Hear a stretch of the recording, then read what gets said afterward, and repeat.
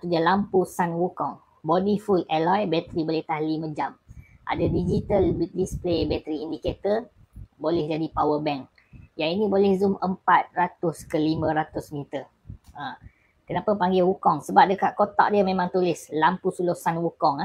Sun Wukong flashlight. Dia punya bentuk ni dia ambil daripada tongkat Wukong tu. Tu dia. Ini yang tengah trending sekarang, okey. Ni dia. Yang banyak tinggal warna silver lah, warna hitam memang habis, okey. Tengah murah ni lebih baik gerak. Ini kita panggil lampu Wukong, okey.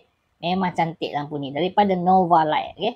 Lampu ni ada 5 cahaya. 5 mode, okey. Mode pertama nampak tu. Memang lain macam, okey. Ini tengah trending sekarang lampu Wukong, lampu Wukong, okey. Mode kedua, mode ketiga, mode keempat, mode kelima. 5 mode, Nak zoom dia tolak kepala ke depan. 400 ke 500 meter. Bila kita zoom dia ada lampu depan ni sekali. Itu yang cantik. Okay. Dia punya design dia ambil daripada tongkat Sun Wukong tu. Okay. Ni tengah trending sekarang. Beg nombor 8 ni. Harga asas RM90 ni. Beli dalam line 40 lebih saja. Terang dia memang lain macam. Sebab tu